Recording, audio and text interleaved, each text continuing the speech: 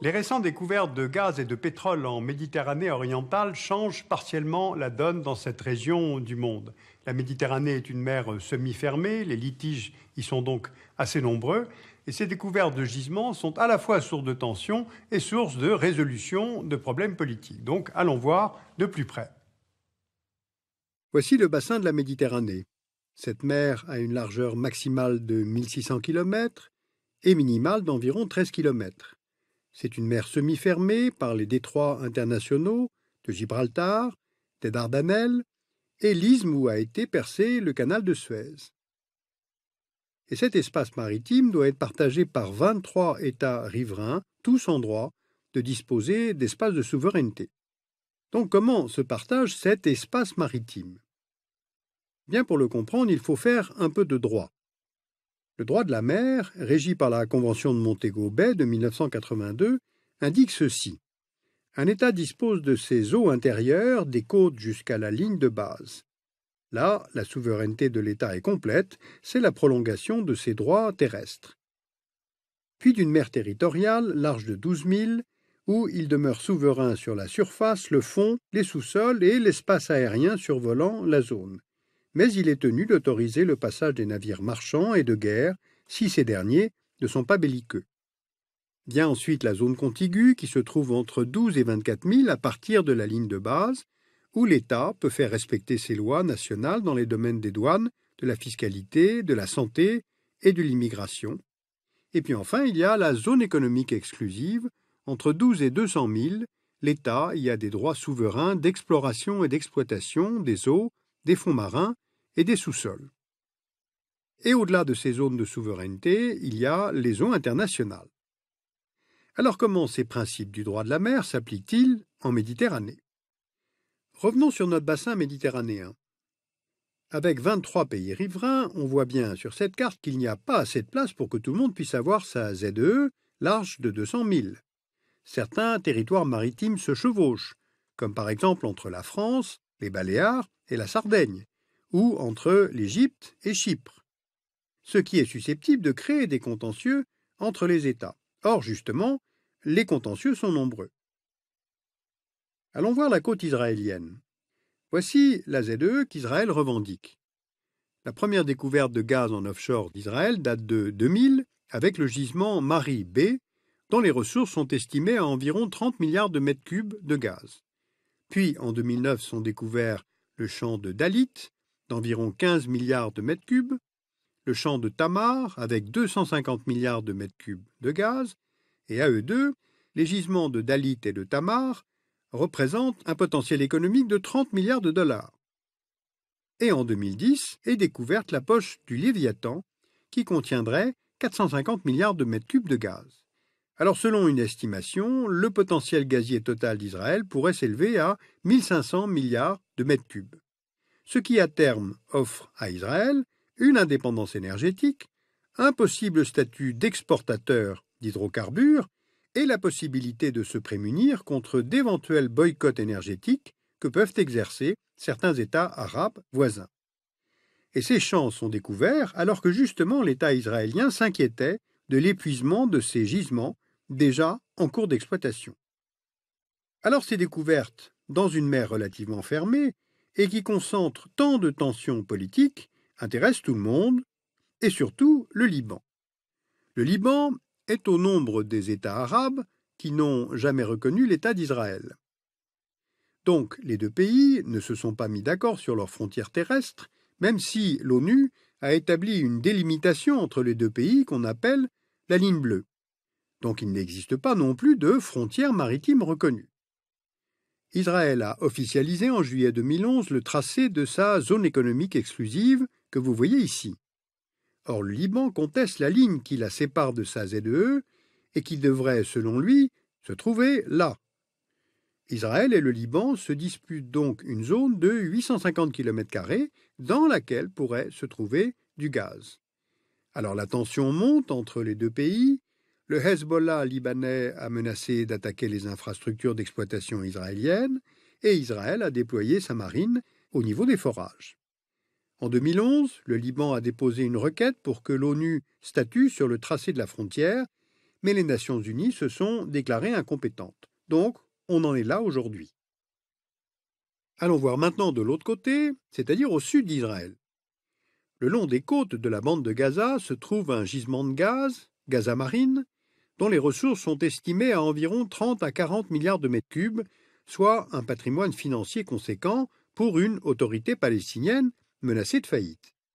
Mais les autorités israéliennes veulent poser leurs conditions. D'abord, le Hamas ne doit pas profiter de cette ressource. Le gaz palestinien doit pouvoir se raccorder au pipeline qui relie les villes d'Ashkelon et d'Arish, et Israël doit pouvoir être le principal client et doit pouvoir acquérir le gaz palestinien à un prix inférieur à celui du marché. De toute façon, quoi qu'il en soit, tant que la Palestine sera divisée en deux gouvernements, l'un à Gaza, l'autre en Cisjordanie, il y aura de toute façon un obstacle politique à l'exploitation du gaz en Palestine. Bien, il y a donc d'importantes réserves de gaz le long des côtes de la Méditerranée orientale, et Israël a pris la décision d'exporter ce gaz, et le premier des candidats à l'achat, c'est la Jordanie. Car le royaume hachémite a un urgent besoin de combustible pour faire tourner ses centrales électriques. Jusqu'à récemment, l'Égypte était le principal fournisseur de gaz de la Jordanie, qui transitait notamment par le gazoduc du Sinaï. Le gaz égyptien permettait de couvrir 80% des besoins en électricité de la Jordanie, mais de multiples attentats contre le gazoduc ont conduit à la quasi-interruption de cet approvisionnement. Donc le gouvernement israélien a pris la décision de fournir du gaz à Amman, mais les exportations doivent être indirectes, c'est-à-dire discrètes, afin que les islamistes jordaniens n'accusent pas le roi Abdallah de Jordanie de coopérer avec l'ennemi, c'est-à-dire avec les sionistes. Pour le reste, par où exporter? Les relations avec la Turquie se sont sérieusement dégradées depuis 2010 suite à l'incident de la flottille de la paix. Elle était partie de la Turquie en direction de Gaza, elle avait été interceptée par la marine israélienne et au cours de l'attaque, 9 citoyens turcs avaient été tués. Israël a donc procédé à un retournement d'alliance et s'est tourné vers Chypre et la Grèce, ennemis historiques de la Turquie. La découverte d'intérêts communs autour de l'énergie a poussé au rapprochement des trois États, d'autant plus que les découvertes d'hydrocarbures israéliens ont accéléré les prospections des fonds sous-marins des États voisins. Résultat, Chypre découvre en 2011 l'énorme gisement d'Aphrodite au sud-est de l'île, dont les premières poches devraient recéler entre 100 et 150 milliards de mètres cubes de gaz naturel et possiblement du pétrole, soit près de 300 ans de consommation en gaz pour l'île de Chypre. Mais l'île de Chypre est divisée en deux entités politiques qui se disputent le contrôle de l'île entière. Au sud, la République de Chypre, qui est membre de l'Union européenne. Au nord, la République turque de Chypre du Nord, soutenue par la Turquie. Et les points de désaccord sont nombreux. La République turque de Chypre du Nord dénonce les explorations menées par la République de Chypre, la délimitation de ses frontières avec Israël, l'attribution des blocs d'Aphrodite à des compagnies américaines et israéliennes. En clair, elle lui reproche ce qu'elle considère comme une appropriation frauduleuse des ressources de l'île dans son ensemble. Bien, nous avons donc vu Israël, le Liban, la Palestine, Chypre. Allons voir maintenant du côté de la Grèce. La Grèce également a engagé des prospections sous-marines fin 2011 et certaines estimations établissent que les réserves de la mer Ionienne s'élèveraient à 22 milliards de barils de pétrole et 4 milliards pour les réserves du nord de la mer Égée. De plus, une étude estime que les réserves de gaz de la Crète seraient de 4 000 milliards de mètres cubes de gaz, pouvant générer un revenu de plus de 400 milliards d'euros pour l'État grec sur 25 ans, ce qui est tout de même assez avantageux pour un État à ce point endetté. Eh bien, c'est là où les trois nouveaux alliés ont des intérêts communs. Pour pouvoir pleinement exploiter leur potentiel énergétique et l'exporter, la Grèce, Chypre et Israël envisagent de mettre en place un gazoduc sous-marin qui partirait d'Israël, transiterait par Chypre et la Grèce en direction de l'Europe.